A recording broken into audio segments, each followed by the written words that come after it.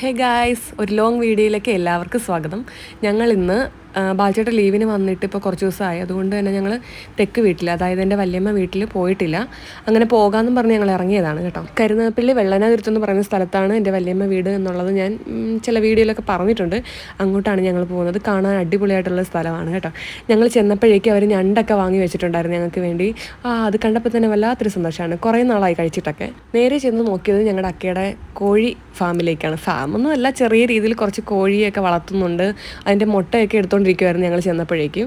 കുറച്ചധികം മുട്ട കിട്ടിയിട്ടുണ്ടെന്ന് തോന്നുന്നു. രാവിലെയൊക്കെ വേറെ മുട്ടയൊക്കെ കിട്ടി, അതൊക്കെ മാറ്റി വെച്ചിട്ടുണ്ടായിരുന്നു. ഞങ്ങൾ ചെന്നപ്പോഴും മുട്ടയൊക്കെ അടുക്കി വെക്കുന്നുണ്ടായിരുന്നു. പിന്നെ ഞാൻ പഴയ ഫോട്ടോസൊക്കെ അവിടെ ഇരിപ്പുണ്ട്, ഞങ്ങളുടെ പൊട്ടിയതും ഒക്കെയുള്ള, അതൊക്കെ എടുത്ത് വെച്ച് നോക്കുകയൊക്കെ ചെയ്ത്. പിന്നെ കുറച്ചുകൂടെ കഴിഞ്ഞപ്പോഴത്തേക്ക് ഉച്ച സമയം കഴിഞ്ഞിട്ടുണ്ടായിരുന്നു. പിന്നെ ഞങ്ങൾ ഞണ്ടുകറിയും തോരനും അച്ചാറും അതൊക്കെ കൂട്ടി ഞങ്ങൾ നല്ലൊരു ചോറ് കഴിച്ചു. ഐസ്ക്രീംകാരൻ വന്നപ്പോഴേക്കും അതിൻ്റെ പുറകെ ഓടി ഞങ്ങൾ ഐസ്ക്രീംകാരനെ പിടിച്ച് നിർത്തി ഐസ്ക്രീമൊക്കെ വാങ്ങി കഴിച്ചു.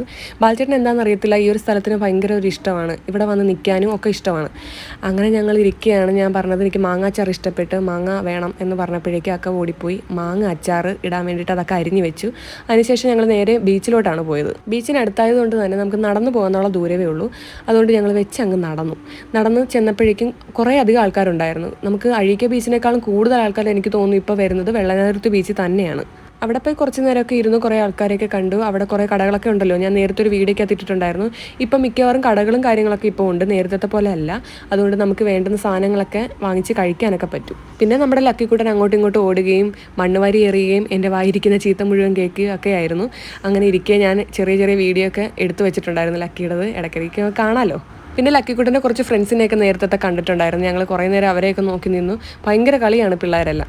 ആദ്യത്തെ ഫ്രണ്ട്സ് ആയതുകൊണ്ട് വലിയ മൈൻഡൊന്നും ചെയ്തില്ല, എന്നാലും കുഴപ്പമില്ലായിരുന്നു. പിന്നെ ഞങ്ങൾ കുറച്ച് പാനിപ്പൂരിയും അല്ലാത്ത ബജ്ജികളൊക്കെ വാങ്ങിച്ച് കഴിച്ചു.